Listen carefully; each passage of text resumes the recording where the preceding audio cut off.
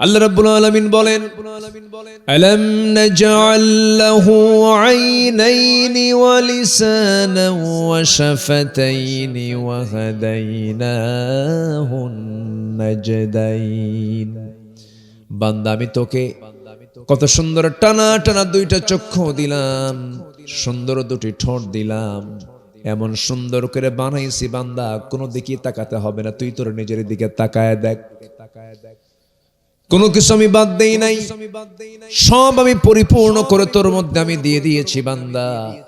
তুই অনায়াসে আমার প্রশংসায় পঞ্চমুখ হয়ে বলবি আলহামদুলিল্লাহি রাব্বিল আলামিন। এই চোখ দিয়েছেন কে? চোখের মধ্যে পানি দিয়েছেন কে? এই পানিকে বের করার জন্য পেছনে মেশিন লাগায় দিয়েছেন, কারণ যে পানিটা আল্লাহ রাব্বুল আলামিন চোখে দিয়েছেন সেই পানি হচ্ছে লবণ পানি। কি পানি বলেন? লবণ পানি। একই দেহ, চোখের পানি লবণ, আবার জিহ্বার চতুর্দিকের যে পানিগুলো আছে, যে লালাগুলো আছে, এটা হলো স্বাদহীন। পাইনসা করে দিয়েছেন। পাইনসা বোঝেন তো নাকি? আমার কথার সঙ্গে মিলছে? তাহলে তো ঠিকই আছে, মাশাআল্লাহ। আমার কথা বুঝতে কষ্ট হচ্ছে না তো? চোখের পানি লবণ করলেন, জিহ্বার চতুর্পার্শ্বে লালাগুলো পাইনসা করে দিলেন, স্বাদহীন করে দিলেন। আবার কানের ভিতরে কিছু ময়লা আছে, এই ময়লা কিন্তু আল্লাহ দিয়ে দিয়েছেন। এই ময়লারও কিন্তু দরকার আছে। এই ময়লাকে এলাকায় কি বলে? খোল। গরু খায়, এটা কি বলেন? খোল। আচ্ছা, যাই হোক, একটা কিছু তো। এই কানের যে ময়লা আল্লাহ রাব্বুল আলামিন দিয়েছেন, এর মধ্যে কিন্তু আবার সাতটা ভিন্ন। চোখেরটা লবণ, ভিতরেরটা গালের চতুর্দিকে, জিহ্বার চতুর্দিকে হলো স্বাদহীন করেছেন। আর কানের যে ময়লা, এটা করে দিয়েছেন কি বলেন? তিক্ত করে দিয়েছেন, তিতা করে দিয়েছেন। কেন তিক্ত করে দিয়েছেন? বান্দা যখন ঘুমের মধ্যে চলে যাবে, হঠাৎ করে যদি কোনো পিঁপড়াও যদি কানের মধ্যে ঢুকে যায়, যখন সে ভিতরে গিয়ে যখন স্বাদ না পেয়ে যখন তিক্ত অনুভূত হবে, তখন আস্তে করে বের হয়ে মনে মনে চিন্তা করবে এটা বেলাইন পথ, এই পথে আমার এসে কোনো লাভ নাই। আল্লাহ শুধু কানটা বানায় দেন নাই, কানকে সিকিউর করার জন্য কানের মধ্যে আল্লাহ রাব্বুল আলামিন সুন্দর ব্যবস্থাপনা করে দিয়েছেন। যেরকম সুবহানাল্লাহ। চোখের পানিকে লবণ করলেন, 24 ঘন্টায় বান্দার চোখ থেকে প্রতিদিন 1 মিলিলিটার পানি চোখ থেকে বের হয়। চোখের পলক পরে প্রতি মিনিটে 15 থেকে 20 বার, বারবার ফিল্টারিং করে চোখের কোনো ময়লার সঙ্গে সঙ্গে বের করে দেয়। আল্লাহ রাব্বুল আলামিন বান্দার চোখের মধ্যে যে লবণ দিয়েছেন, 24 ঘন্টা বান্দার চোখ আল্লাহ রাব্বুল আলামিন জীবাণুমুক্ত রেখে দিয়েছেন। যেরকম সুবহানাল্লাহ। আমার আপনারা যত দেহের যত দিকগুলো আছে সব ঢাকনাওয়ালা, চামড়া দিয়ে প্যাকেট করা, শুধু চোখটা বাইরে আছে। এই চোখটা ভিজা থাকে। এই চোখটা আল্লাহ রাব্বুল আলামিন সংরক্ষণ করেছেন, অয়েন্টমেন্ট দিয়েছেন, 24 ঘন্টা মলম দিয়েছেন। বান্দা যখন ঘুমিয়ে পড়ে তখন কিন্তু চোখের পানি পড়া বন্ধ হয় না, সেই সময় মলমটা থেকেই যায়। বান্দা যখন ঘুম থেকে ওঠে তখন চোখের দুই কোণায় সাদা সাদা অংশ, এটাকে এলাকায় কি বলে? কেতু। কি কয়? কেতু।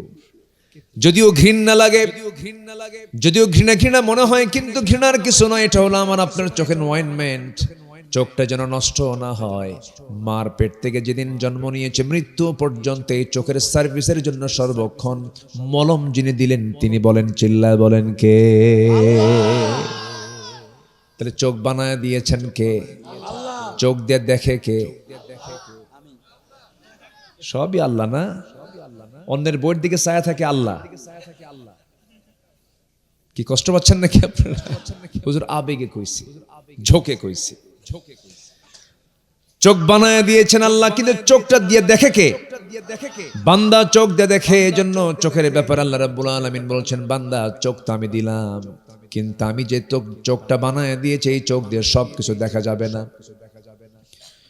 নিজ স্ত্রীর দিকে তাকাও তৃপ্তি ভরে, অপলক নেত্রে চেয়ে থাকো। তুমি নারী, চেয়ে থাকি সে মোর কি অপরাধ। কবি নজরুল কইছে না, তুমি নারী তাই চেয়ে থাকি সে মোর কি অপরাধ। নিজের বউয়ের দিকে তাকে আপনি চেয়ে থাকেন, কোন অপরাধ হবে না, কিন্তু অন্যের বউ না নিজের বউ। বলেন বলেন বলেন বলেন, এটা যেন মনে থাকে। চোখের গুনাহ হয়ে যাবে। আল্লাহ চোখটা দিয়েছেন এবং চোখের নীতিমালা দিয়েছেন, কান দিয়েছেন, কানের নীতিমালা দিয়েছেন। এরপর আল্লাহ রাব্বুল আলামিন জিহ্বা দিয়েছেন, জিহ্বার নীতিমালা দিয়েছেন। সব কথা বলা যাবে না, সব খাবার খাওয়া যাবে না, সব কিছু শোনা যাবে না, সব কিছু দেখা যাবে না। এই নীতিমালা দিয়েছেন তিনি আমার কে বলেন? আল্লাহ রাব্বুল আলামিন বলেন, ইন্নাস সামআ ওয়াল বাসারা ওয়াল ফুআদা কুল্লু উলাইকা কানা আনহু মাসউলা। শ্রবণ শক্তি, দৃষ্টি শক্তি, অন্তর শক্তি সব একদিন জিজ্ঞাসিত হবে আল্লাহর কাছে। তুমি চোখ দিয়ে কি দেখেছো? ইয়ালামু খাইনাতাল আ'য়ুনি ওয়া মা তুখফিস সুদূর। তোমার চক্ষু কি খেয়ানত করে, তোমার অন্তরে তুমি কি গোপন চিন্তা মাথায় রেখেছো, কি চিন্তা তুমি তোমার হৃদয়ের মধ্যে লুকিয়ে রেখেছো, তাও তিনি জানেন। অতএব আমার আল্লাহ সকল কিছুর খবর তিনি রাখেন। আল্লাহু আলিমুম বিদাতিস সুদূর। জোরে বলুন আল্লাহু আকবার। এই জন্য আল্লাহ রাব্বুল আলামিন বলছেন, বান্দারে সফল হওয়ার জন্য আগে তোমার বাহিরের দিকটা নয়, তোমার ভিতরের দিকটা আগে সুন্দর করতে হবে, শুদ্ধ করতে হবে। ভিতরটা তোমার ভেজাল করা যাবে না। সেই ভিতরটা হলো, আমি শুরুতেই যেটা বলছিলাম, সবার দেহের মধ্যে একটা গোশতের টুকরা আছে। এই নফসকে শুদ্ধ করতে হবে। আত্মশুদ্ধিতার জন্য আল্লাহ রাব্বুল আলামিন একাধিকবার বান্দাকে তাকিদ দিয়েছেন।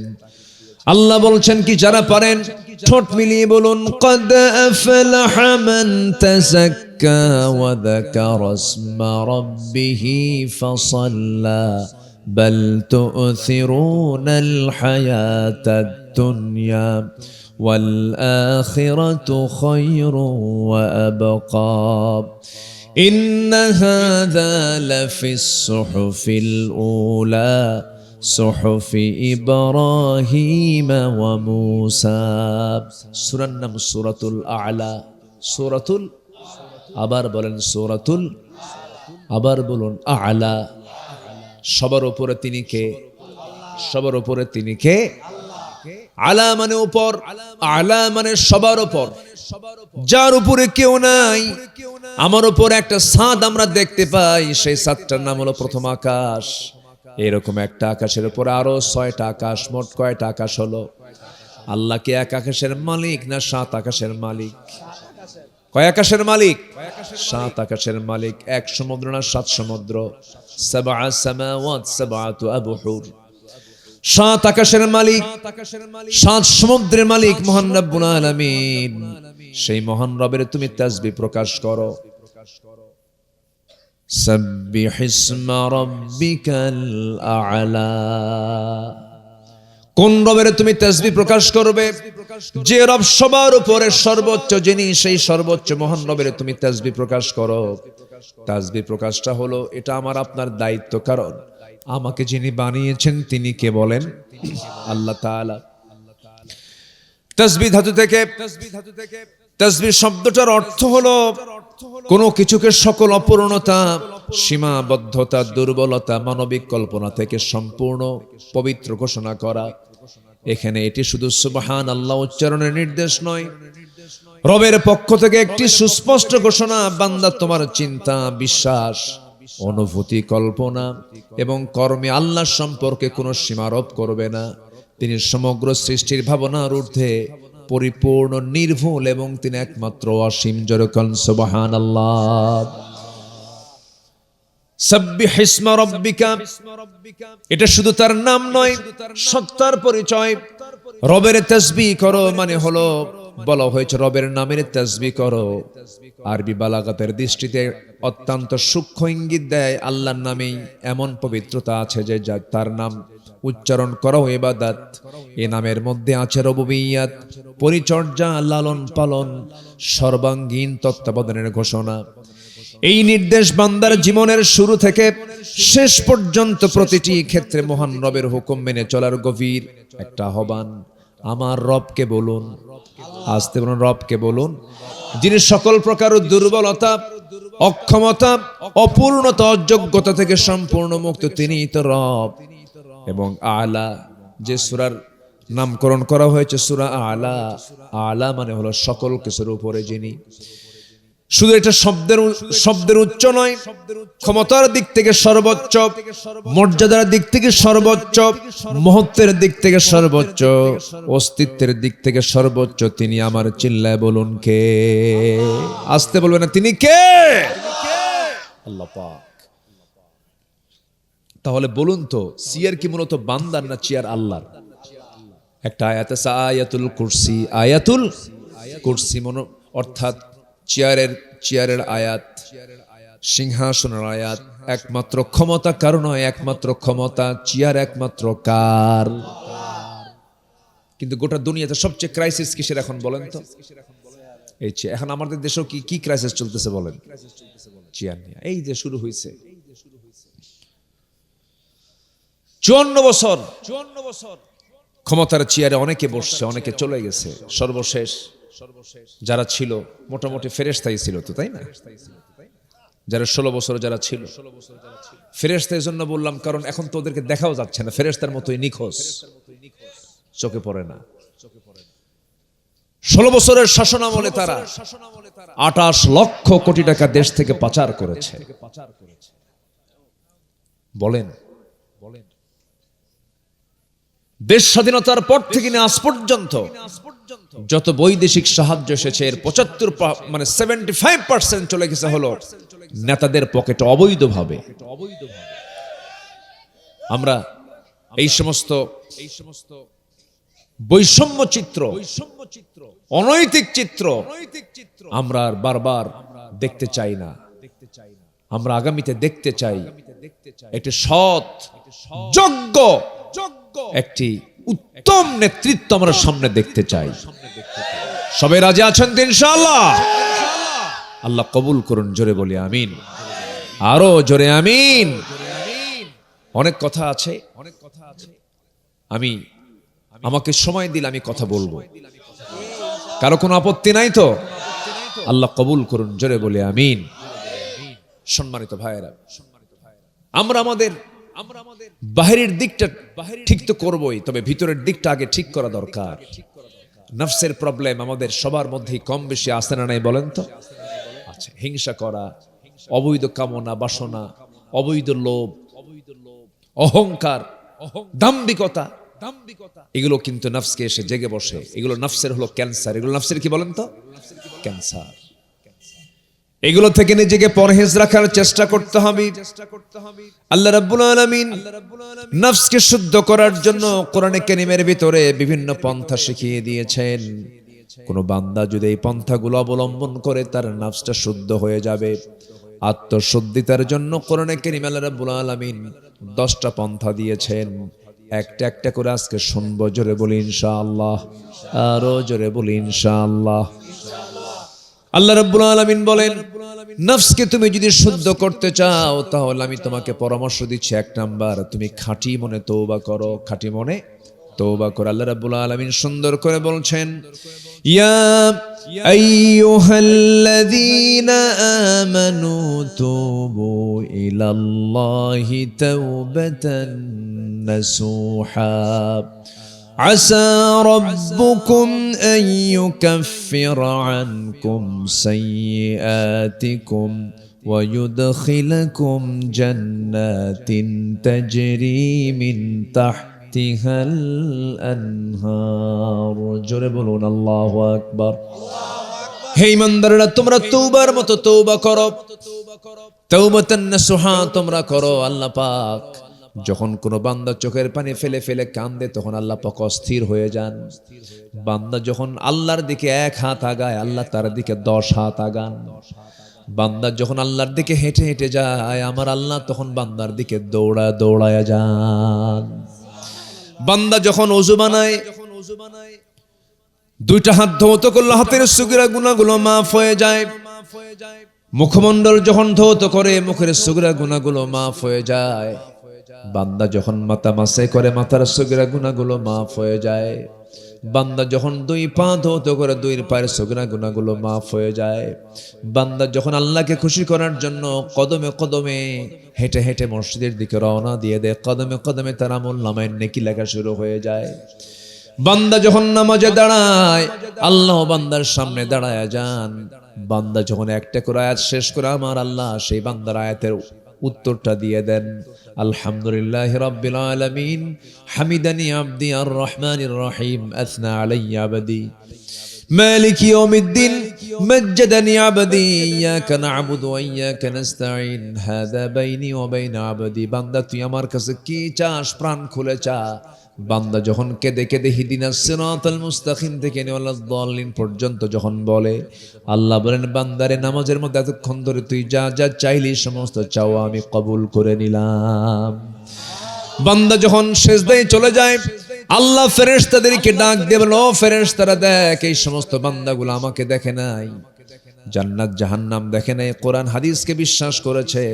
এই সমস্ত বান্দার তামাম জিন্দেগীর গুনাহগুলো মাফ করে এই সমস্ত বান্দার জন্য আমি আল্লাহ জান্নাত বরাদ্দ দিয়ে দিলাম। আমার বন্ধুগণ, তওবা করব কার কাছে? তওবা যদি কবুল হয়ে যায়, আত-তাইবু মিনাজ যামবি কামান লা যামবা লাহ, যার তওবা কবুল হয়ে যায় তার পূর্বের জীবনে কোনো গুনাহ থাকে না। এইজন্য তওবার মতো আমরা তওবা করব। সবাইকে রাজি আছেন? তাহলে নফসকে শুদ্ধ করার জন্য এক নাম্বার কাজ হলো আমরা তওবা করব, একবার না বারবার। আস্তে কবেন না একবার না বারবার। তুবু ইলাল্লাহ ফাইন্নী আতুবু ফিল ইয়াওমি মিআতা মাররা। রাসূল বলেন তোমরা আল্লাহর কাছে তওবা করো, আমি রাসূল সারা দিনে 100 বারেরও বেশিবার তওবা করি। আমার নবীজি চোখের পানি ফেলে ফেলে কাঁদতেন, তওবা করতেন ঘন ঘন। কিন্তু আমার দেশে কিছু লোক আছে যাদের জীবনে কোনো গুনাহ নাই, ফেরেশতাও ফেল। টাঙ্গাইলে একটা আছে, টাঙ্গাইলে লতিফ সিদ্দিকী কয়েকদিন আগে বলল যে আমি আমিন কব কেন, আমি আমিন কেন বলবো, আমার তো কোনো গুনাহই নাই। দেখছেন পৃথিবীতে একটা ফেরেশতা দেখে আসবেন টাঙ্গাইলে আছে, ওর কোনো গুনাহ টুনা নাই। আমার দেশে কিছু আমদানি হয় বুঝলেন, মাঝে মাঝে আমদানি হয়, এগুলো বদমাইশ, ইসলাম নিয়ে কথা বলে, রাসূল নিয়ে কথা বলে, বাজে উক্তি করে। এই সমস্ত নাস্তিক চেতনার যারা, আমরা সামনের দিনে এমন একটা আইন দেখতে চাই, যারাই আল্লাহ রাসূল কিনে বাজে কথা বলবে ফাকতুলুহু, হত্যার অর্ডার দেওয়া উচিত তাদের উপরে। আল্লাহু আকবার, আল্লাহু আকবার, হুশিয়ার সাবধান, করে করে জানো, আল্লাহু আকবার। এমন একটা আইন আসুক, আপনারা চান না? সবাই চান না? আকাশটা কার? জমিনটা কার? এই আকাশের নিচে আর জমিনের উপর আল্লাহর বিরুদ্ধে কথা বলো, জিহ্বা টেনে ছেড়া দরকার। 54 বছর আমরা এমন আইন দেখতে পাইনি। আমরা আগামী সরকার আমরা দেখতে চাই নামাজের সরকার, ইসলামের সরকার, কোরআনের সরকার। দেখবেন আইন পাশ হয়ে গেছে। সব তো দেখলাম আমরা, দেখা কি কোনো কিছু বাদ আছে আমাদের? সব দেখা শেষ। আগামীর বাংলাদেশকে আমরা দেখতে চাই ইসলামের বাংলাদেশ। ইসলাম কারো না, ইসলাম কি কারো? কোন স্বামীর ইসলাম, কারো বাপের ইসলাম? আল্লাহর ইসলাম। এটা কার ইসলাম? আল্লাহর ইসলাম। রাগ করতেছেন মনে হয়। আমরা যখন এই লাইনে একটু আসি তখন কান খাড়া করে সবাই, হুজুর আবার এই দিকে আসে কেন? হুজুর একটু সহজ পথ দেখায় দিবে, যেন জান্নাতে যেন সহজে যেতে পারি। হুজুর এই জাতীয় কথা বলবে কেন? 16 বছর তো কথা বলতেই দেয়নি আমাদের। কথা থেমে রাখি নাই, বলছি, জেলও খাটছি, কথাও বলছি, কথা বলা বন্ধ রাখিনি, কথা বলেছি। সম্মানিত ভাইয়েরা, 16 বছরে এই মাহফিলে কত যে ডিস্টার্ব করেছে, কত যে অত্যাচার করেছে। মঞ্চে যখনই আসতাম দুই পাশে ডজন খানেক মোসারু নেতা বসে থাকতো। সে মোষগুলো কি 2.5 ইঞ্চি মোটা হাইব্রিড জাতের মোষ, ঠোঁটটা কালো কুসকুসা, কি খায় বোঝেনি তো। চেহারার দিকে তাকালে মনে হয় দেখতে শয়তান ওই রকমই। এসে বসতো আর বলতো, হুজুর আকাশ নিয়ে কথা বলবেন আর কবর নিয়ে কথা বলবেন, দুনিয়া আমরা দেখে নেব। কি কথা কি বুঝতেছেন আপনারা? ওরা মদের দোকান দেবে, আমরা দোয়া করে আসবো। ওরা আমাদেরকে দেখতে চায় সন্তান জন্ম নিলে আজান দেওয়া, বিয়ের সময় হলে বিয়ে পড়ায় দেওয়া, বনিবনাট না হলে তালাকের ব্যবস্থা করা, আর মরে গেলে জানাজা পড়া। ওরা আমাদেরকে এইরকম করে দেখতে চায়। এমন চিত্র আর বাংলাদেশে আসবে না। জোরে বলে ইনশাআল্লাহ। সম্মানিত ভাইয়েরা, আচ্ছা আপনি হুন্ডায় নিমসার যেতে নিয়ে হুন্ডা অ্যাক্সিডেন্ট করেছেন, আপনার হাতের একটা হাড় ভেঙে গেছে, খুব ব্যথা হচ্ছে। ডাক্তার ওই জায়গায় হাত দিয়ে এটাকে সোজা করে দিচ্ছে। এখন যদি রুগী বলে, স্যার আমার তো হাত ভেঙে গেছে, স্যার দয়া করে সব জায়গায় আপনি চেষ্টা করেন, কিন্তু ওই হাড়ের কাছে আপনি হাত দিবেন না, ওর কি হাত ভালো হবে? তাহলে হাড় ঠিক করার জন্য, ভাঙ্গা ঠিক করার জন্য আগে হাত দিতে হবে কোথায়? ভাঙ্গায়। ভাঙ্গায় হাত দিলেই ভাঙ্গা কি হবে? ঠিক হবে। কোরআন নিয়ে বসেছি, জাতিকে কিছু নসিহা করার জন্য, রুহের ট্রিটমেন্ট নেওয়ার জন্য আসছে মানুষ। তাহলে সমাজের যে রোগগুলো আছে, ওই রোগগুলো না ধরে আমি কোন দিকের কথা বলবো বলেন তো? আমাদের কথা বলার অধিকার আছে না নাই? বলেন তো আছে না নাই? আসতে বলবেন না, আছে না নাই? হাড় ভেঙে গেলে যেমন হাড়ের জায়গায় ঘুতা মাইরা সোজা করতে হয়, ঠিক তেমনি সমাজের মধ্যে যে জায়গায় সমস্যা রোগগুলো আছে, সেই জায়গায় নখ দিয়ে দিয়ে আমাদের কথা বলার অধিকার থাকতে পারে। আছে কিনা বলেন? আমরা কথা বলবো, আমরা আমাদের বাপের কথা বলবো না, আমরা কোরআন থেকে কথা বলবো। সুদখোর সুদ খাইলে তো ও খুশি হবে না। জেনাকার জেনা করে, ও জেনার বিরুদ্ধে কথা বললে কি খুশি হবে? খুশি হবে না। সম্মানিত ভাইয়েরা, আমরা খাঁটি মনে তওবা করব কার কাছে?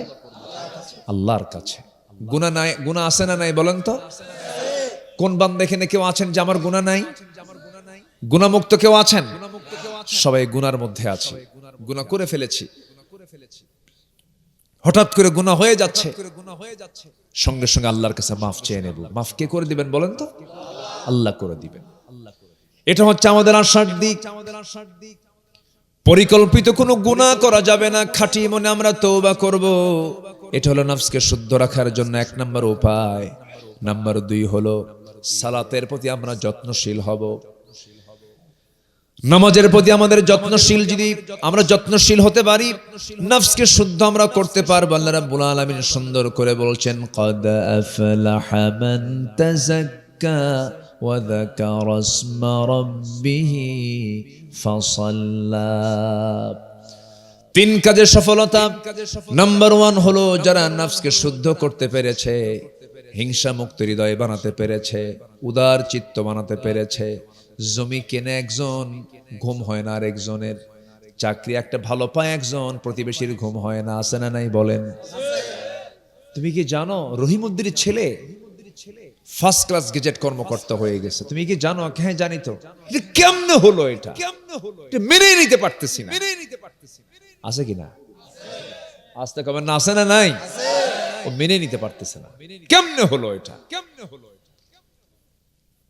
এই যে হিংসার মানসিকতা, ইমানদার হৃদয়ে কখনো হিংসা আসতে দেওয়া যাবে না। হিংসা মুক্ত হৃদয়ে আমরা গড়ব। কারণ ক্বালা ইয়াকুম ফিল হাসাদ ফাইনাল হাসাদা ইয়াকুলুল হাসানাত কামা তাকুলুন নারাল হাতাব। হিংসা থেকে নিজেকে বিরত রাখো। হিংসার সমস্ত আমলকে নাশ করে দেয়, যেমন করে আগুন কাঠখণ্ডকে জ্বালিয়ে পড়ে সারখার করে দেয়। আমরা হিংসা মুক্ত জীবন গড়ব। প্রায় একটা উদাহরণ দেই। আগের যুগের মানুষ বিয়ে করতে যেত গরুর গাড়িতে করে, ঘোড়ায় চড়ে, পালকিতে চড়ে বিয়ে করতে যেত। এখন তো গাড়িতে চড়ে যায়। এখন কিসে চড়ে যায়? গাড়িতে চড়ে। আগে কিসে চড়ে যেত? ঘোড়ার গাড়ি, গরুর গাড়ি, পালকিতে। আপনি দাদা যদি কারো বেঁচে থাকে, দাদাকে প্রশ্ন করবেন, দাদা উত্তর দিয়ে দিবে ব্যাপারে। তো এক যুবকের বিয়ে, গ্রামে এক মুরব্বীর ঘোড়া আছে। তো যুবককে বলতেছে, চাচা আমার অমুক দিন বিয়ে, বিয়ে উপলক্ষে আপনার কাছে আসছি ঘোড়াটা চাইতে, ঘোড়াটা কি দেওয়া যাবে?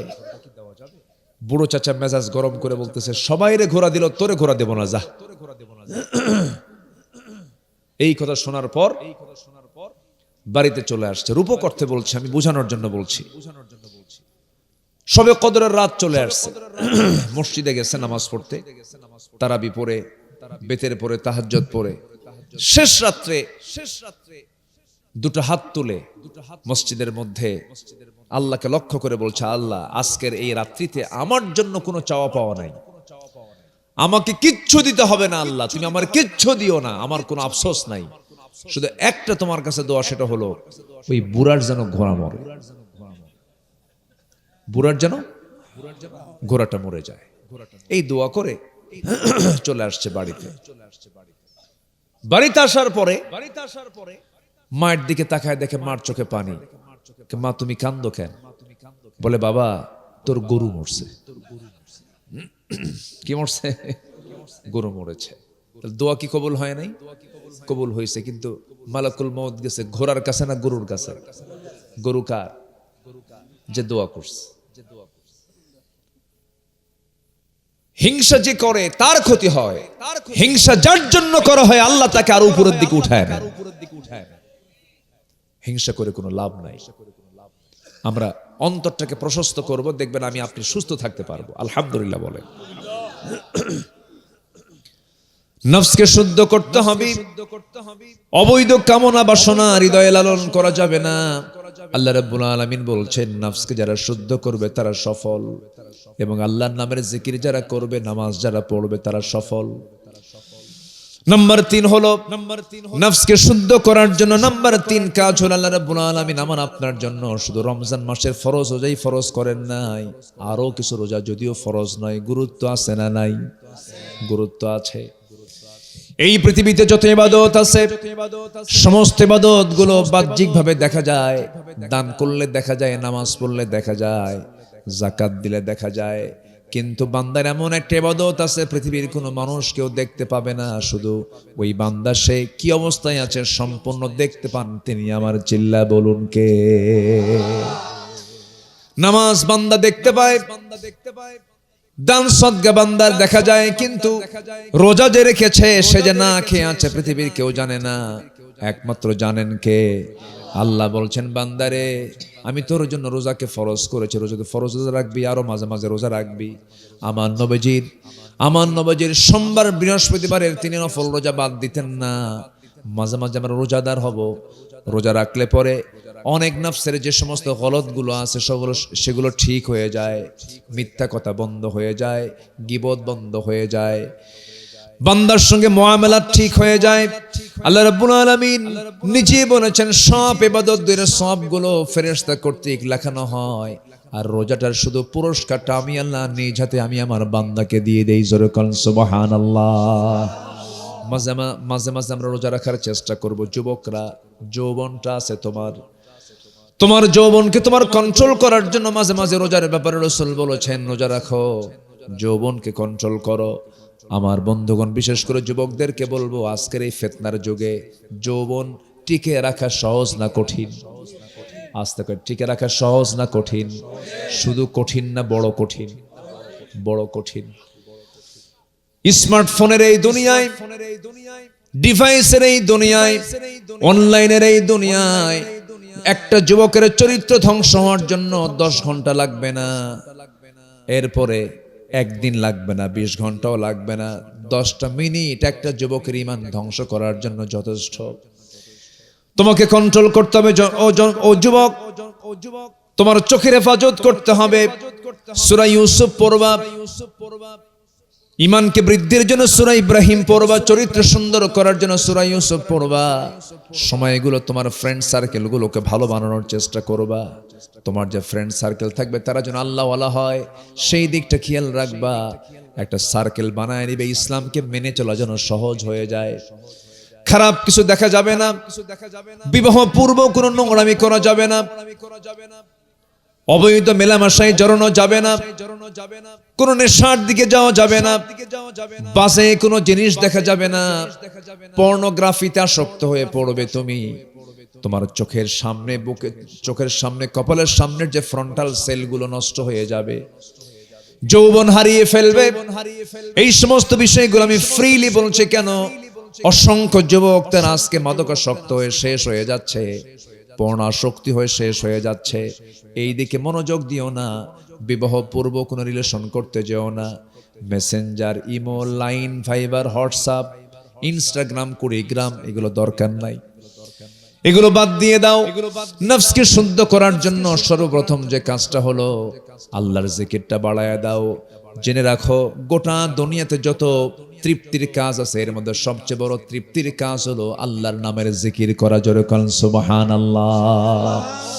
আল্লাহ রাব্বুল আলামিন বলেন, আলা বিযিকিরিল্লাহি তাতমাইন্নুল কুলুব। সাবধান, হৃদয়ের প্রশান্তির জন্য একটা আমল, সেটা হলো আল্লাহর জিকির করা। কার জিকির করা বলেন? আল্লাহর জিকির করা। ছোট্ট একটা ইতিহাস মনে পড়ে গেল আমার।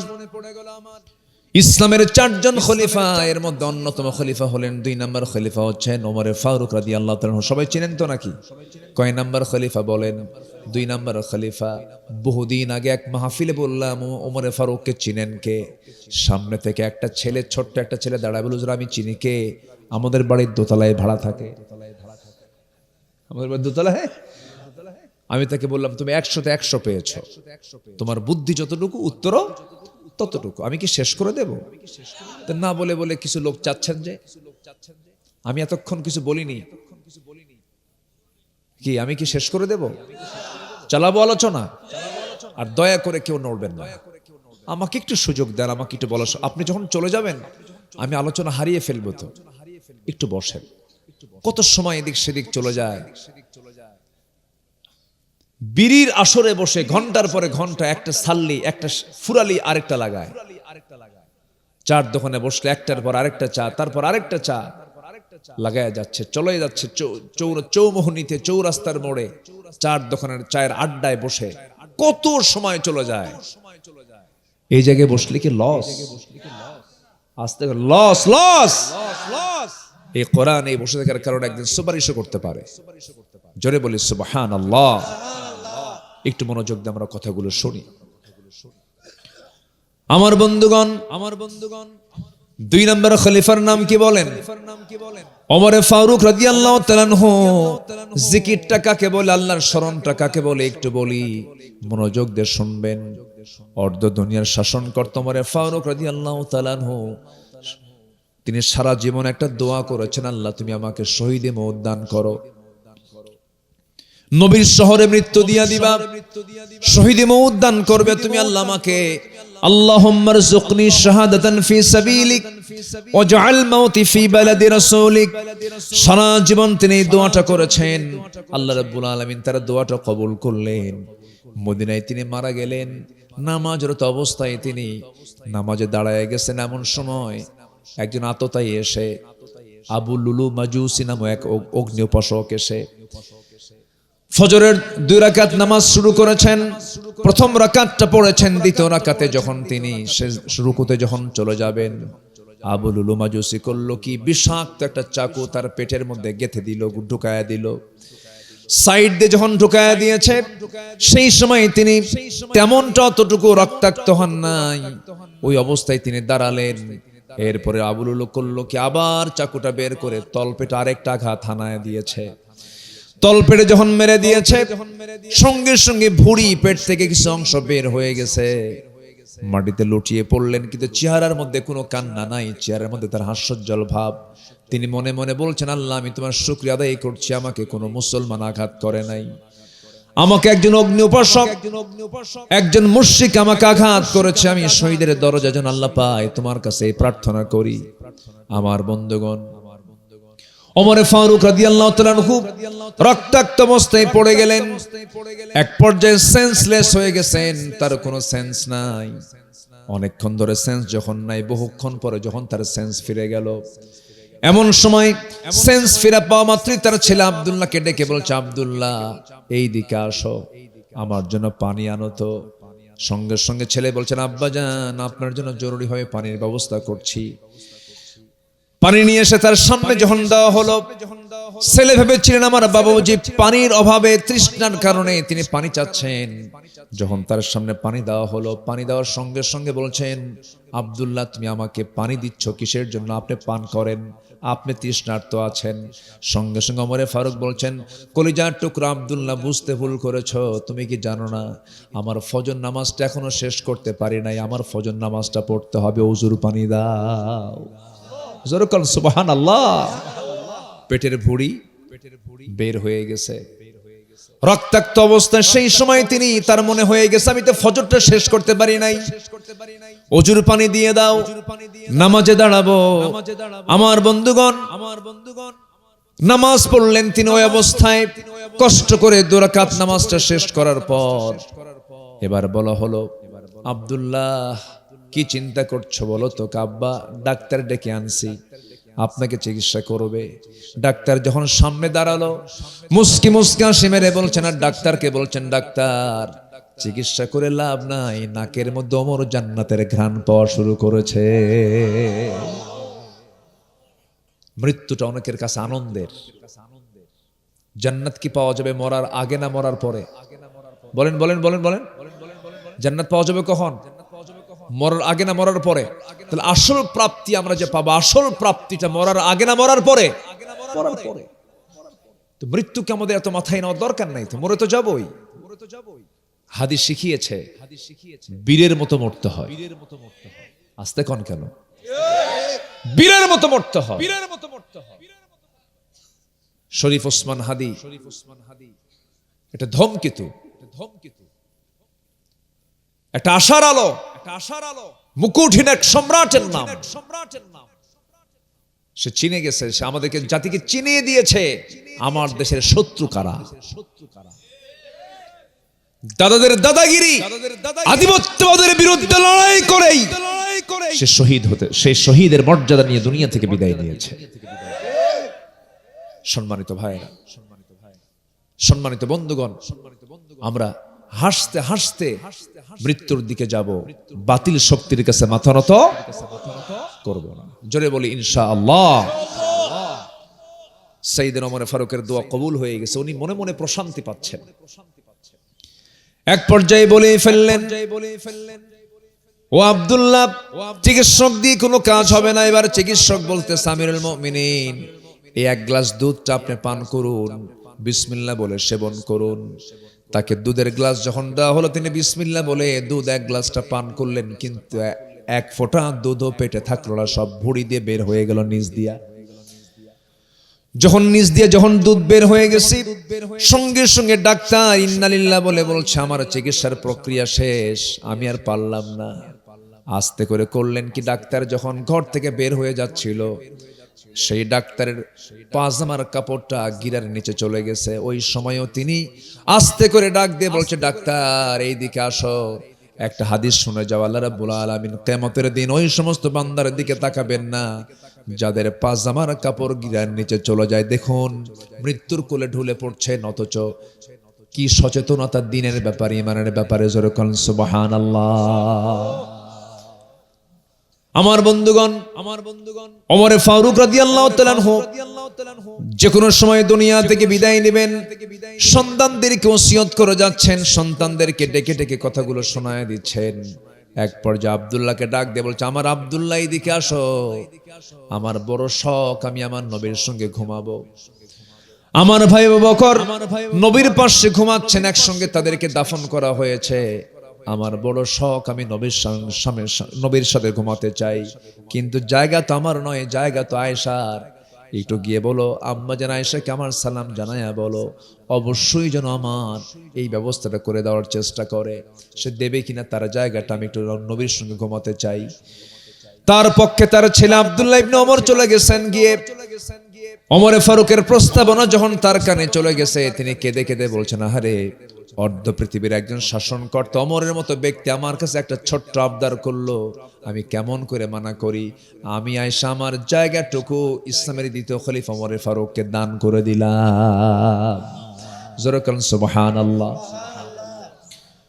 আমার বন্ধুগণ, এই প্রসঙ্গ টেনে নিয়ে আসার মূল কারণ হলো, ওই ক্রাইসিস পিরিয়ডও তিনি নামাজ ভোলেন নাই, আল্লাহর জিকির ভোলেন নাই। সফল হওয়ার জন্য, আত্মশুদ্ধির জন্য সবচেয়ে বড় প্রয়োজন হলো নফসকে আমরা শুদ্ধ রাখার চেষ্টা করব। জোরে বলি ইনশাআল্লাহ। আরো জোরে বলি ইনশাআল্লাহ।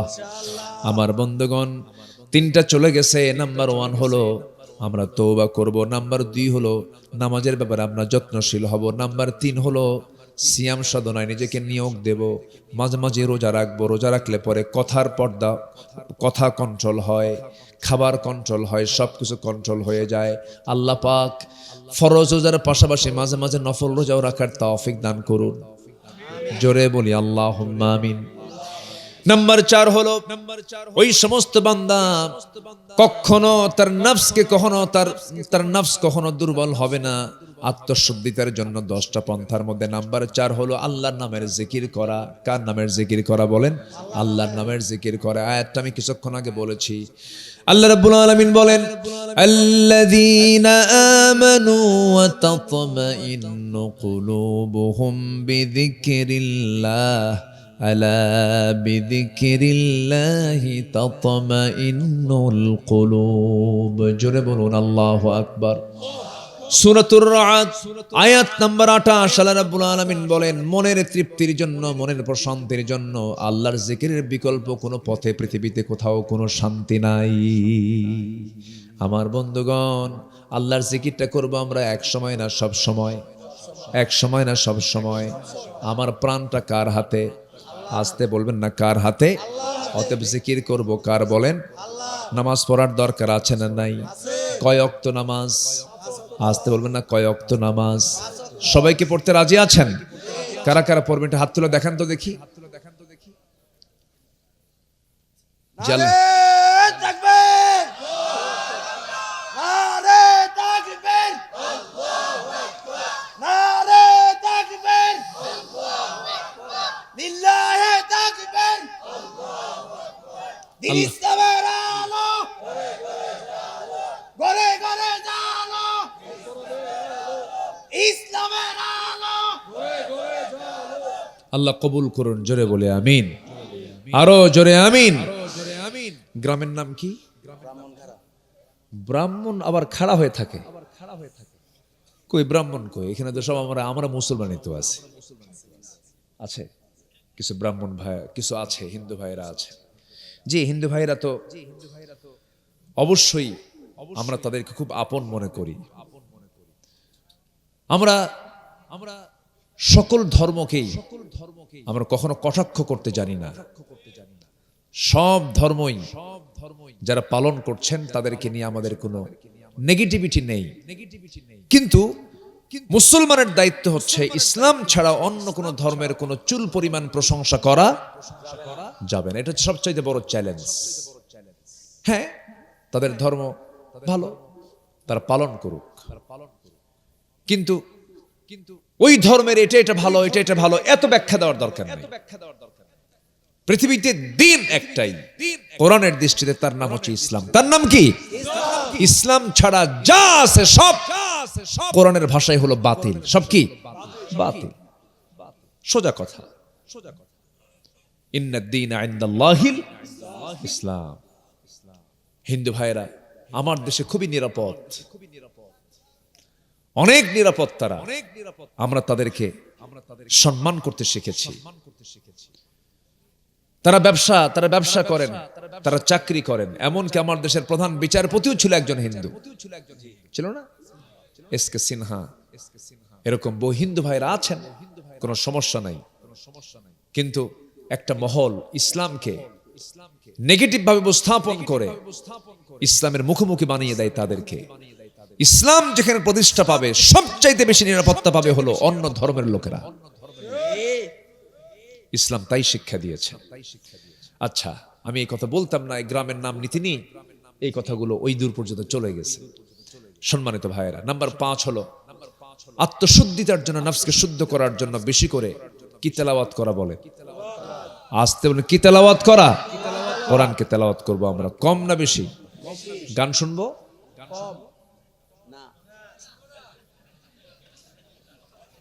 গান শুনবেন?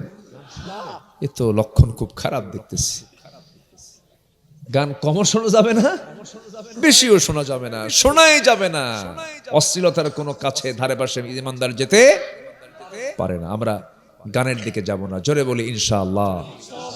কত যে বিচিত্র মানুষ আমার দেশে হজে যায় আবার মঞ্চে নাচে, আছে কিনা বলেন? মুখে দাড়িও আছে, মুখে দাড়ি থুইয়া মঞ্চে নাচে। একই ব্যক্তি মাহফিল কমিটির সভাপতি, আবার একই ব্যক্তি হলো যাত্রা কমিটির সভাপতি। একই ব্যক্তি, কিন্তু শয়তান কয় আমিও তোর মতো শয়তান না। কথা বলেন নাই? কারণ শয়তান তো এক সাইডই থাকে, ওর তো ভালো কাজের সঙ্গে সম্পর্ক নাই। আর এই ভালো দিকও থাকে, খারাপের দিকও থাকে। মানে এটা এত নষ্ট যে শয়তান এত নষ্ট না। এটা হচ্ছে মুনাফিক চক্র। এগুলো কি বলেন তো? মুনাফিক চক্র। একটা আলোচনা আছে আমার ইবাদত কবুলের অন্তরায়। ইবাদত কবুল হওয়ার জন্য কি কি শর্ত, এর মধ্যে এক নম্বর শর্ত হলো মুনাফিকে বাদ দিতে হবে। আজকে আমি যেহেতু ওই সাবজেক্টে যাচ্ছি না, আমি আমার লাইনটা ধরি, আমি আস্তে আস্তে শেষের দিকে চলে যাব। 10টা হচ্ছে আত্মশুদ্ধিতার পথ, এর মধ্যে 5 নাম্বার চলছে হলো সম্পর্ক বৃদ্ধি করব কোন কিতাবের সাথে। কোন কিতাবের সাথে? এটা হচ্ছে গাইডলাইন। এটা কি লাইন বলেন তো? গাইডলাইন। এটা কি সাথে নিয়ে চলবেন, কেউ আপনাকে পথভ্রষ্ট করতে পারবে না। কোরআনটাকে নিয়ে সুন্দর করে স্টাডি করব আমরা। সূরা ভিত্তিক স্টাডি করলাম। সূরা বাকারায় কি কি কথা আছে, সূরা আলে ইমরানে কি কি কথা আছে, মাঝে মাঝে আমরা স্টাডি করব। আল্লাহ রাব্বুল আলামিন বান্দাকে বলছেন, বান্দারে তোর কি হলো, তুই কোরআনটা নিয়ে গবেষণা করিস না? আফালা ইয়াতাদাব্বারুনাল কুরআন আম আলা কুলুবিন আকফালুহা। তোমার দিল কি তালাবদ্ধ হয়ে আছে নাকি? কোরআনটা নিয়ে কেন গবেষণা করো না? দুঃখে বুকটা ফেটে যায়। আজকে স্বাধীনতার 54 বছর চলে, শিক্ষা মন্ত্রণালয় ছিল, সবকিছু ছিল, কিন্তু এই জাতি 20 কোটি মুসলমানের ভিতরে মাত্র 40 থেকে 50 লক্ষ মানুষ কোরআনটা পড়তে পারে, আর বাকি বিশাল জনগোষ্ঠী মুসলমান কোরআনটা পড়তেও পারে না। বড় হতাশার দিক এটা। এরকম হতো না যদি এমন কন্ডিশন করে দেওয়া হতো, কোনো মুসলিম যদি কোনো ভাইভা বোর্ডে আসে, যে কোনো পরীক্ষায় তাকে কোরআন থেকে প্রশ্ন করা হবে, কোরআন তেলাওয়াত শোনা হবে, দিন থেকে তাকে প্রশ্ন করা হবে, আপনি সব জায়গায় দিনের পরিবেশ চলে আসতো। কিন্তু কোরআন এবং ইসলামটা কি অপশনাল রেখে দিয়েছে, পড়লেও পারে না পড়লেও পারে, কিন্তু সব শেখার আগে কোরআন শেখা সবার জন্য কি বলেন? আরো জোরে বলেন, সবার জন্য কি বলেন? ফরজ। আমার ভাইয়েরা, আমার বন্ধুগণ, এই জাতিকে ভালো করার জন্য আপনি যত চেষ্টা করেন না কেন, কখনো পারবেন না। আমার নবীও পারেন নাই। যে যুগে আমার নবীর জন্ম হয়েছিল, যে স্থানে জন্ম হয়েছিল, তাদের চাইতে জঘন্য মানুষ দুনিয়াতে আর সেই সময় দ্বিতীয়টা কেউ ছিল না। সেই জঘন্য একটা জাহেলি সমাজের মানুষগুলোকে একটা সুতার কাঠিতে আবদ্ধ করেছেন, অন্য কিছু তন্ত্রমন্ত্র দিয়ে নয়, আমার নবী এই কোরআন দিয়ে করেছেন। জোরে কোন সুবহানাল্লাহ, আরো জোরে কোন সুবহানাল্লাহ। আমার বন্ধুগণ, কোরআন জিরোকে হিরো বানায় দেয়, হিরোকে জিরো বানায় দেয়। জিরো ছিল নম্বরে ফারুক। রসুলকে মারতে যে যায় সে কি হিরো থাকে না জিরো থাকে? জিরো থাকে। কিন্তু রসুলকে মারতে গিয়ে পারলেন না, কোরআন বুঝে শুনে তিনি কোরআনটাকে মেনে নেওয়ার পরে হয়ে গেছেন হিরো। আল্লাহু আকবার বলেন। আমরা কোরআনটা মানবো এক জায়গায় না, সব জায়গায়, সব জায়গায়। আমার বন্ধুগণ, ভালো হওয়ার জন্য আমাদের কারো কাছে যাওয়া লাগবে না। আমেরিকার সভ্যতা লাগবে না, ইউরোপের সভ্যতা লাগবে না, কার্ল মার্কস, লেনিন, মাও সেতুং, এই সমস্ত তন্ত্রমন্ত্রের কোনো দরকার নাই। এই সমস্ত ব্যক্তিদের কোনো থিসিস আমার আপনার দরকার নাই। আল্লাহ রাব্বুল আলামিন বাপ হওয়ার জন্য সূরা লোকমান দিয়েছেন, আদর্শ বাপ হয়ে যাও। আমার বন্ধুগণ, লোকমানকে আল্লাহ রাব্বুল আলামিন এত সম্মান দিয়েছেন কেন? চেহারা দেখে নয়, বংশ দেখে নয়। আল্লাহ রাব্বুল আলামিন তার চেহারা, বংশ, অর্থ এগুলো দেখে তাকে আল্লাহ রাব্বুল আলামিন সম্মান দেন নাই। লোকমানকে তো সম্মান দেওয়ার মূল কারণ হলো লোকমান আলাইহিস সালাতু ওয়াস সালামের মধ্যে কিছু নসিহত ছিল সন্তানদের ব্যাপারে, এবং তার কিছু তাকওয়া ছিল। আল্লাহ পাক পছন্দ করে লোকমানের ওয়াজটা পর্যন্ত কোরআনে কপি করে দিয়েছেন। জোরে বলেন সুবহানাল্লাহ। কোরআনে কোট করে দিয়েছেন। অতএব আমাদের ভালো হওয়ার জন্য দূরে যেতে হবে না। কোরআনের লোকমানের মতো বাপ হও, কোরআনের দাউদের মতো পরিশ্রমী হও, মারিয়ামের মতো ধৈর্যশীল হও, রহিমার মতো প্রতিভক্তা হও, আয়েশার মতো শিক্ষিত হও, খাদিজার মতো নভিভক্ত হও, সুলাইমানের মতো ন্যায়বান শাসক হও, মুসার মতো সাহসী দায়ী হও যে ফেরাউনকে মোকাবেলা করেছে, নূহের মতো ধৈর্যশীল দায়ী হও। দাওয়াত দিতে গিয়ে সেন্সলেস করে ফেলেছে কাফের মুশরিকরা, তাকে মেরে মেরে রক্তাক্ত করে দিয়েছে। ইউনূসের মতো বিপদেও তুমি জাকির হও, জিকির করো লা ইলাহা ইল্লা আনতা সুবহানাকা ইন্নী কুনতু মিনাজ জালিমিন। অসুস্থকে নিয়ামত মনে করো, আদমের মতো পারিবারিক রক্ষণশীল হও, ইউসুফের মতো পবিত্র হও, জেলে যাবার প্রস্তুতি নিয়ে নাও, আসিয়ার মতো হকের পক্ষে অনড় থেকে হাসি মুখে জীবনটা দিয়ে দাও। আবু বকরের মতো দৃঢ়চেতা হও, ওমরের মতো সাহসী হও, ওসমানের মতো ধৈর্যশীল হও, আলীর মতো লড়াকু বীর হও। সকল বিজয় তোমার হাতে আল্লাহ পাক তুলে দিবেন। আমাদের সব আছে না নাই? আমাদেরকে দূরে যাওয়া লাগবে কোথাও? সব তো আছি আমাদের। কষ্ট হচ্ছে আপনাদের। আমার বন্ধুগণ, তাহলে আল্লাহ রাব্বুল আলামিন বলছেন, বান্দা, নফসকে শুদ্ধ করার জন্য আমি তোমাকে কিছু পন্থা শিখিয়ে দিয়েছি। 10টা পন্থার 5 নম্বর পন্থা আমরা শেষ করলাম। কোরআনকে আমরা সম্পর্ক কম রাখবো না বেশি রাখবো? বলেন, কোরআনের সঙ্গে সম্পর্ক আমরা বাড়ায় দেব। নাম্বার, আর কোরআনটা পড়লে পরে এটাই বড় জিকির হয়ে যায়, এর চেয়ে বড় জিকির আর নাই। আফদলুয যিকরি তিলাওয়াতুল কোরআন। নাম্বার 6 হলো সেজদায় পড়ে বেশি বেশি চোখের পানি ফেলে ফেলে কান্দা। আমার বন্ধুগণ, পৃথিবীতে কান্নার জায়গা কিন্তু দ্বিতীয়টা কোথাও নাই। একমাত্র জায়গা হলো কার জায়গায় কাঁদবো আমরা? কার কাছে কাঁদবো আমরা? আল্লাহর কাছে কাঁদবো। পৃথিবীর কোনো মানুষ আমাকে কান্নার মূল্য দিতে পারবে না, কিন্তু আল্লাহ তাআলা আমাকে কান্নার মূল্য দিবেন 16 আনা। আমার বন্ধুগণ, যদি কোনো বান্দার চোখের এক ফোঁটা পানি যদি আল্লাহর ভয়ে বের হয়, 7 সমুদ্র দিয়ে জাহান্নাম নিভবে না, কিন্তু বান্দার এক ফোঁটা চোখের পানি দিয়া জাহান্নাম নিভে যাবে। আমার ভাইয়েরা, একটু কান লাগান, মনোযোগ দিয়ে কতগুলো শোনেন। আল্লাহ রাব্বুল আলামিন বলেন, ইয়াখিরুনা লিল আযকানি ইয়াবকুন ওয়া ইয়াজিদুহুম খুশুআ والذين يبيتون لربهم سجدا وقياما والذين يقولون ربنا اصرف عنا عذاب جهنم إن عذابها كان غراما إنها ساءت مستقرا ومقاما। রাত যখন গভীর হয়ে যাবে, সবাই ঘুমের সাগরে হাবুডুবু খাবে, কিন্তু আল্লাহ তাআলা আমাকে আপনাকে মাফ করার জন্য তিনি প্রথম আকাশে চলে আসেন। ফিস সামাইদ দুনিয়া আলা মিন মুস্তাগফিরিন ফাগফির লাহ। কোন ক্ষমা প্রার্থী আছে আমার কাছে ক্ষমা চাবে, আমি তার ক্ষমা করে দেব। কোন ক্ষমা প্রার্থী আছে আমার কাছে ক্ষমা চাবে, আমি তাকে ক্ষমা করে দেব। আমার আল্লাহ তাআলা প্রথম আকাশে এসে এরকম করে আমার কাছে বলেন। আমার বন্ধুগণ, সেই সময় যদি বান্দা সেজদায় পড়ে একটু কাঁদতে পারে, এই চোখের পানি তাকে জান্নাতের দরজা পর্যন্ত পৌঁছায় দেবে। জোরে বলুন সুবহানাল্লাহ। আমার ভাইয়েরা, নাম্বার 7 হলো হালাল রিজিক উপার্জন করলে পরে আমরা আমাদের নফসকে শুদ্ধ করতে পারবো। আল্লাহ রাব্বুল আলামিন বলছেন, ইয়া আইয়ুহার রাসূল কুলু মিনাত তাইয়্যিবাতি ওয়া'মালু সালিহান ইন্নী বিমা তা'মালুনা আলীম। জোরে বলুন আল্লাহু আকবার। হালাল রুজি উপার্জন করব আমরা। নাম্বার 8 হলো মিথ্যা এবং গীবতকে বর্জন করব আমরা। মিথ্যাচারের সঙ্গে থাকবো না, গীবতের ধারে পাশ যাব না। ওয়ালা তাজাসসু ওয়ালা ইয়াগতাব বা'দুকুম বা'দা আইয়ুহিব্বু আহাদুকুম আন ইয়াকুলা লাহমা আখিহি মাইতান ফাকারিহতুমুহু ওয়াত্তাকুল্লাহা ইন্নাল্লাহা তাওয়াবুর রহিম। জোরে বলুন আল্লাহু আকবার। আমার বন্ধুগণ, গীবত আমলকে নষ্ট করে দেয়, মিথ্যা সাক্ষ্য আমলকে নষ্ট করে দেয়, মিথ্যাচার করলে পরে তার সমস্ত আমলগুলো বিনষ্ট হয়ে যায়। এই সমস্ত কাজের পিছনে আমরা সময়কে নষ্ট করব না, জোরে বলি ইনশাআল্লাহ।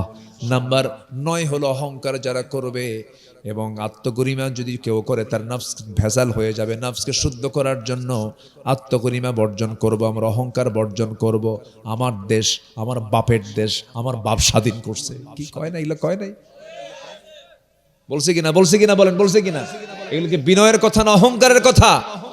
বিনয় না অহংকার মাটির সঙ্গে মিশায় দিয়েছেন কে?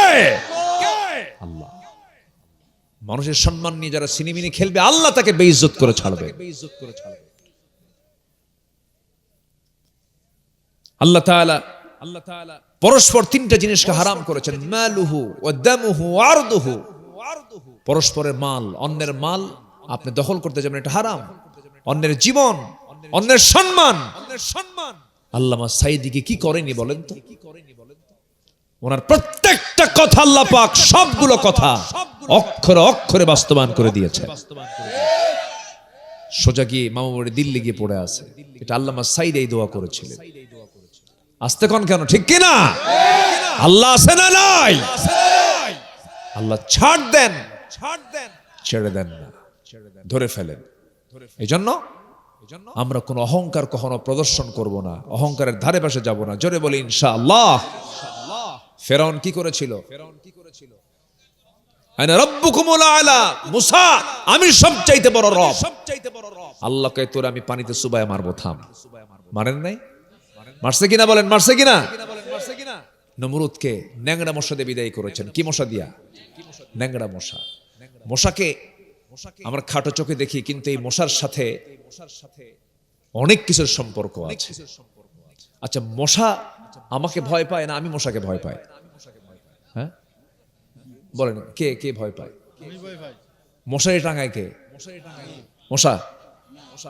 মশারি টাঙাই আমরা। কার ভয়ে? আমরা কি শক্তিশালী দেখেন।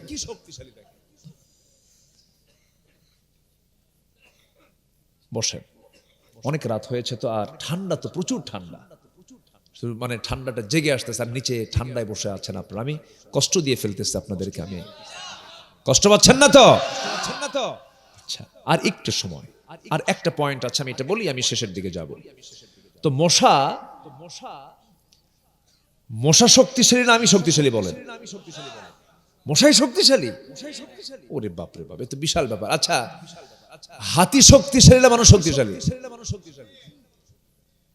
হাতি মানুষকে চালায় না মানুষ হাতিকে চালায়? কি প্যাঁচ লেগে গেল কিন্তু সব দিক থেকে। একটা গোলক ধাঁধার মধ্যে ফেলে দিলাম আপনাদের। চিন্তা করুন, একটা বিশাল আকারের স্থলভাগের সবচেয়ে বড় প্রাণী হাতি। 3 লাখ পীর আছে না? 3 লাখ পীর এটা এলাকা আছে, কিন্তু ওখানে কিন্তু 3 লাখ পীরই আছে। 3 লাখ পীর। মানিকগঞ্জে এক মাহফিলে গেছি, বলতেছে হুজুর আপনি যে গ্রামে মাহফিল করতে আসছেন এই গ্রামে কিন্তু 350 পীর আছে। বললাম এত পীর থাকতে আমার দাওয়াত দিচ্ছেন কেন? হুজুর একটা নামাজ পড়ে না। কি কথা কি বুঝতেছেন আপনারা? আমার দেশে পীর বেশি না এখন মুরিদ বেশি? পীরই বেশি। সালা পীর, তেনা পীর, আউলা পীর, ন্যাংটা পীর, কত কি যা আছে আল্লাহ জানে। নামাজ পড়ে না, জিকির করতে করতে পায়জামা নাই। আছে কিনা? যে দরবারে নামাজ নাই সেই দরবার আগুন দিয়ে জ্বালায় দেওয়া দরকার। ভণ্ড ওঠা। খেয়াল করবেন, যে দরবারে নামাজ নাই ওই দরবারই সেজদা হয়। মানুষ মানুষকে সেজদা দেয়। বদমাইশ এগুলো। কুমিল্লার উত্তরে একটু সমস্যা আছে। কুমিল্লার উত্তরাঞ্চলে, ব্রাহ্মণবাড়িয়া এই অঞ্চলে একটু 2-1টা বদমাইশ আছে। আসতে খাবার না আছে না নাই? খাজা দিল কর তাজা, ইসমে জালাল গাজার কলকি খাওয়া হালাল। 2018 সালে আমাকে গ্রেফতার করে নিয়ে জেলখানায় ঢুকায় দিল হাসিনা সরকার। তো ঢুকায় দেওয়ার পর আমাকে আমি ঢোকার পর এই মাসখানেক পরে দেখি এক বুড়ো চাচা, দাড়ি চুল সাদা, লাল টকটকা মোষ, জেলখানায় ঢুকলো। বললাম, চাচা আপনি এই বুড়া বয়সে জেলখানায় কেন? বাবা, প্রশাসনের মাথা খারাপ কেন? বেহেশতের গাছের বিরুদ্ধে ষড়যন্ত্র চলছে। বেহেশতের গাছ কি? গাজা। জোরে কর নাউযুবিল্লাহ, আর জোরে কর নাউযুবিল্লাহ। নামাজ সবার আগে নামাজ। যে দরবারে নামাজের আগ্রহ নাই ওটা হক দরবার নয়। আমার নবী যে সবার আগে খবর রাখতেন কিসের? বলেন বলেন বলেন বলেন। কিছুক্ষণ আগে 2 নম্বর খলিফার যে ইন্তেকালের কথাটা শুনলেন, উনি সেন্স ফিরেই বলেছেন কি হয়নি, কি হয়নি? নামাজ হয়নি। নামাজের খবরটা আগে নিতে হবে। পরিবারে নামাজ, সমাজে নামাজ, সব জায়গায়, অফিসে নামাজ। নামাজ আছে, সব আছে, নামাজ নাই, কিচ্ছু নাই। ফাকাদ হাদামাদ্দিন। আজকের প্রোগ্রামের প্রধান অতিথি মহোদয় তিনি এসেছেন। আমি আর বেয়াদবি করব না, খুব দ্রুত আমি শেষ করব। উনি কিছু কথা বলবেন, একটু বসুন। খুব কষ্ট দিয়ে গেলাম মনে হয় আপনাদের। সবাই কি নামাজ পড়তে রাজি আছেন? 5 ওয়াক্ত নামাজ কারা কারা পড়বেন দেখি? চিৎকার মেরে বলি, ইয়া আল্লাহ, আমাদেরকে 5 ওয়াক্ত সালাত আদায় করার তৌফিক তুমি আল্লাহ দিয়া দাও। জোরে বলি আমিন, আরো জোরে আমিন। হাত নামান। মশার কথা বলছিলাম, মনে আছে মশার কথা? আল্লাহ মশার কথা কিন্তু কোরআনও কইছে, বলে নাই? বলেছে। কোথায় বলেছেন? ইন্নাল্লাহা লা ইস্তাহি আইয়াদরিবা মাসালাম মা বাউদাতান ফামা ফাওকাহা।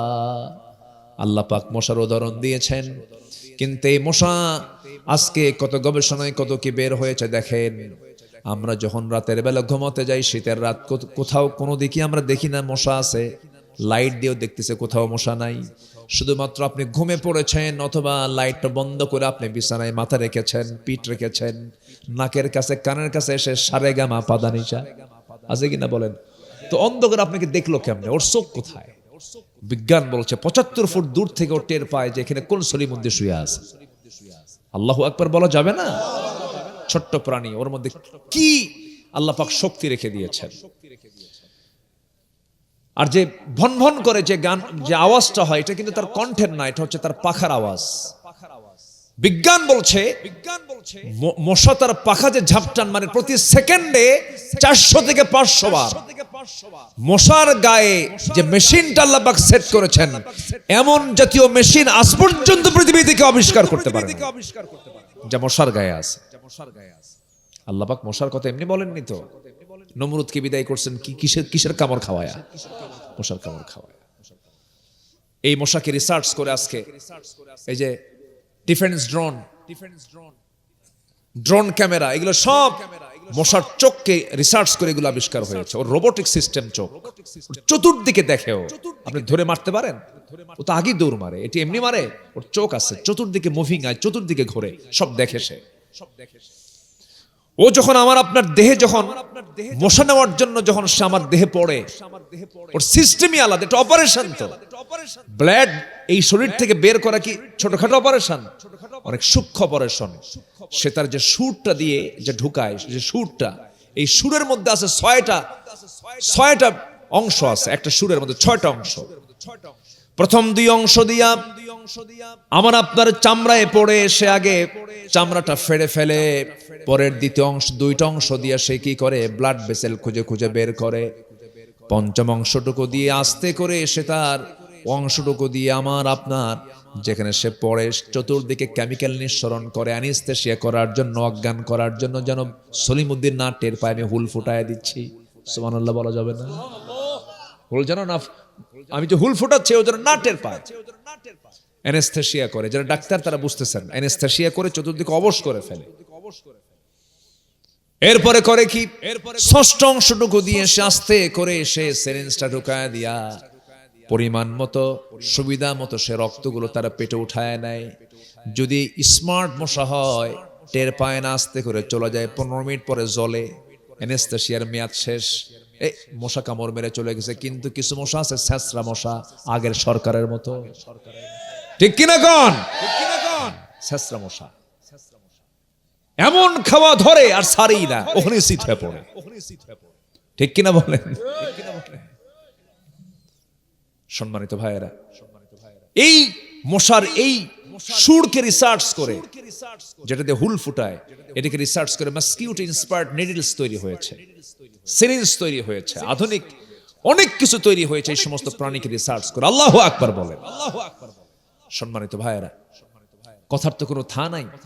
আমরা নফসকে শুদ্ধ করার জন্য আজকে আল্লাহর কোরআনে কারীমের 10টা পন্থা শিখিয়ে দাও, 10টা পন্থা আমরা শিখছিলাম। 9 নম্বর, অহংকার বর্জন করব, আত্মগরিমা বর্জন করব, নফস ঠিক হয়ে যাবে। একদিন ওমরে ফারুক রাদিয়াল্লাহু আনহু, তার সামনে একজন তাকে বলতেছে খলিফাতুল মুসলিমিন, উনি শুনলেন, শোনা মাত্রই করলেন কি? খলিফা বলেছেন। উনি সামনে থেকেই লাফ মেরে গিয়ে বালুর মধ্যে তিনি শুয়ে পড়লেন, গড়াগড়ি দিলেন, গোটাকে ধুলা মলিন করলেন, আর বললেন, ওমর তোমার অহংকার হয়ে গেছে, ওমর তোমার অহংকার হয়ে গেছে। গোটা শরীরটা ধুলায় মলিন করে তিনি নিজেকে ছোট্ট বান্দা মনে করে বারবার আল্লাহর কাছে মাফ চাচ্ছেন, আল্লাহ তুমি আমারে মাফ করে দিও, আল্লাহ তুমি আমাকে মাফ করে দিও, আমার ভিতরে যেন আত্মগরিমা না আসে। আমার বন্ধুগণ, নফসকে শুদ্ধ করার জন্য সর্বক্ষণ আমরা চেষ্টা চালাবো। সর্বশেষ হলো নাম্বার 10 হলো তাকওয়া অর্জন করলে পরে নফসটা শুদ্ধ হয়ে যাবে। তাকওয়াটা কি? সকল প্রকার হারাম থেকে বেঁচে থাকা, সর্বাবস্থায় আমার আপনার ভয় করা। কাকে ভয় করা বলেন? আল্লাহকে ভয় করা। ওমরে ফারুকের শাসনামলে রাষ্ট্রের তরফ থেকে তিনি একটা শিশি, তিনি মিশকাম্বর আতর পেলেন। মিশকাম্বর আতর নিয়ে তিনি বাড়িতে আসলেন, একার জন্য নয়। এই আতরের মধ্যে 5টা ভাগ হবে, প্রতিবেশী সহ 5টা ভাগ হবে। এই 5টা ভাগ করবে কে? সেই শিশিটা নিয়ে এসে স্ত্রীর হাতে দিয়ে বলছেন, স্ত্রী আমার, এই মিশকাম্বর সুগন্ধি আতরটা 5 ভাগে ভাগ করব আমরা। 4 ভাগ প্রতিবেশীকে দেবার, 1 ভাগ আমরা নেব, এটাকে ভাগ করো। স্ত্রীর হাতে যখন হস্তান্তর করেছেন, কিছুক্ষণ পর বলছে, স্ত্রী আমি তোমাকে আতর ভাগ করতে দেব না, তুমি আমাকে দাও। ওই আতর, ওই মিশকাম্বরটা নিয়ে তিনি প্রতিবেশীর হাতে দিলেন, সমান 5টা ভাগ করে তিনি একটা ভাগ নিয়ে সেই স্ত্রী হাতে দিয়ে বলছেন, স্ত্রী আমি তোমাকে খুব ভালোবাসি, আমি তোমাকে ট্রাস্ট করি, বিশ্বাস করি, আমি তোমাকে সন্দেহ করি নাই, কিন্তু আমি তোমাকে কেন ভাগ করতে দিলাম না? তুমি যখন আতর ভাগ করতে যাবে, কিছু আতর তোমার হাতে লেগে যাবে, গায়ে লেগে যাবে। এতটুকু আতর আমাদের অংশে বেশি আসুক, আমরা সুবিধা ভোগ করে এটা চাই নাই মনে করে আমি আতর ভাগের দায়িত্ব, মিশকাম্বরের দায়িত্ব আমি অন্যের কাঁধে চাপায়া দিয়েছি। যেরকম সুবহানাল্লাহ। এই সুবিধাটা অন্য কেউ ভোগ করুক, আমাদের সুবিধা ভোগ করার দরকার নেই। এটার নাম হচ্ছে তাকওয়া। আসুন না আমরা এই গুণগুলো আমরা অর্জন করার চেষ্টা করি। আল্লাহ রাব্বুল আলামিন সেই তৌফিক সবাইকে দান করুন।